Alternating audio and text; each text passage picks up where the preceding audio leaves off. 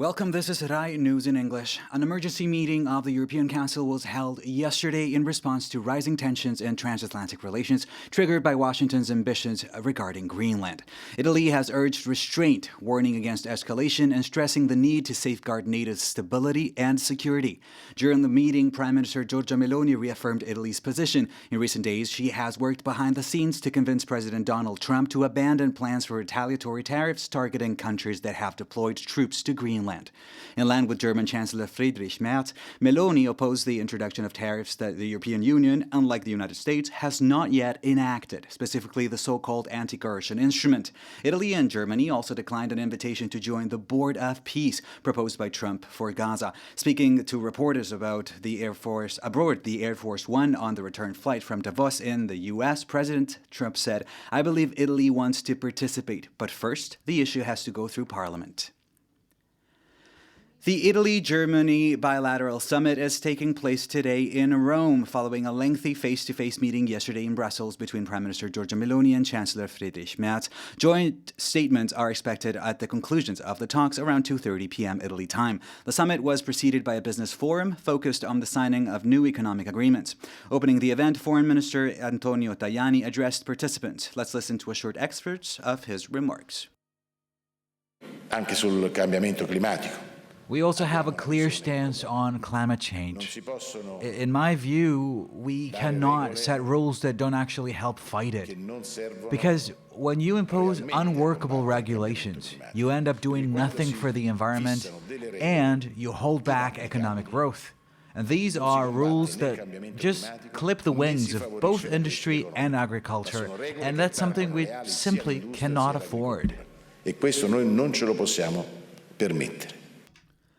The draft law on sexual violence and rape had initially received approval from both the president of the Italian Council and the opposition leader Ali Schlein. However, after the right-wing party Lega halted the legislative process, a fundamental element of the proposal was revised. The first draft defined rape not on the basis of physical violence, but on whether consent had been given by the woman, with consent explicitly defined as saying yes. In the second half, the term consent was replaced with dissent, meaning an explicit refusal or saying no. Under this version, an act would be considered rape if it is committed against the will of the person or if the perpetrator takes advantage of the victim's inability to express dissent. The revised text also introducing a new concept into the Italian criminal code, that of freezing. If a victim is paralyzed by a fear and therefore unable to express dissent, the act would still constitute a criminal offense. All opposition parties have protested against these changes, describing the revised drafts as more conservative compared to the government's initial commitment. In a joint statement, opposition leaders said that the bipartisan agreement had been reached on the key principle that only saying yes means yes. And the damage caused by Cyclone Harry is estimated at close to €1 billion. Seafront promenades have been devastated, while coastlines, roads, and railways lines will require extensive reconstruction. Severe losses have been reported among hundreds of commercial activities, the beating heart of tourism parts in Sicily as well as in Calabria and Sardinia. In Cagliari, for example, the famous Poetto Beach had been heavily damaged. Direct impacts has also been recorded on smaller islands. Over the past 3 days, firefighters have been dispatched to oversee 2,800 emergencies. Military units are now working alongside civil authorities to restore roads and key transport links, as well as remove large boulders hurled inland by the sea, with homes struck and commercial premises stuck as well. On the incident in Montana, lawyers for the Moretti couple, owners of the venue that was destroyed by fire, have launched a strong attack on the prosecution, accusing it of failing to hear several key witnesses. The couple deny responsibility and place the blame on employees who were on duty that evening. Meanwhile, reassuring updates are emerging on the condition of the injured. Let's hear the report by Elisa Dossi.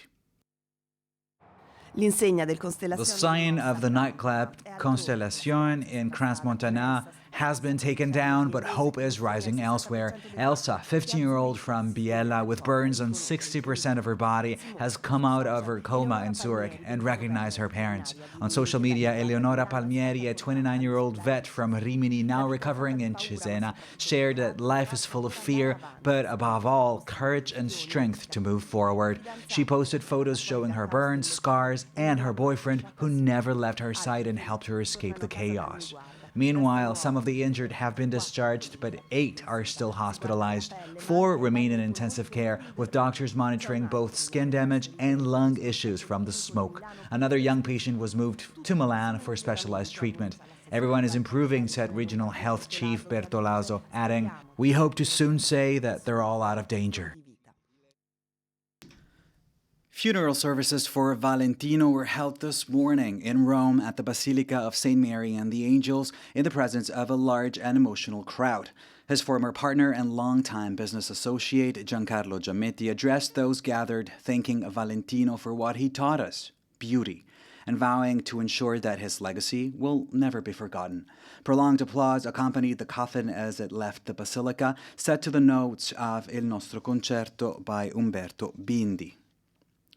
Champions And League, before we playoff conclude, a look permettendo at in Coppa sport. Italia. The championship resumed tonight with the opening match of the 22nd round at 8:45 p.m. Italy time. League's leaders Inter host bottom side Pisa in Milan. In the Europa League last night, a brace from Pisilli against Stuttgart moved Roma close to the round of 16. A missed opportunity for Bologna, who came back from 2 goals down but were held by Celtic. Here is the report by Gianluigi Zamponi. Thank you. Nello sguardo felice di Nicolò Pisilli tutto In Nicolò Pisilli's joyful expression, you can see everything that made this a very special night and the value of a dream brace that downed Stuttgart and delivered 3 golden points for Roma.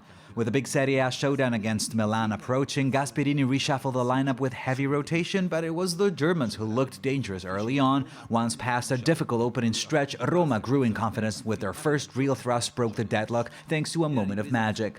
In the second half, Stuttgart changed tempo and dominated, yet between glaring misses in front of goal and superb saves from Svillar, they ultimately left themselves empty-handed. The one who truly ascended to glory was the ever-reliable Pisilli, who sealed it in the dying moments with a brilliant 2-0 at the Dallara Stadium, where Bologna could only manage to draw against Celtic. It was a nightmare first half for Italiano's men. Despite being a man up, they fell behind 2-0. The tone changed after the break. Dalinga's goal sparked Bologna's revival, and Jonathan Rowe completed the comeback, fixing the final score at 2-2.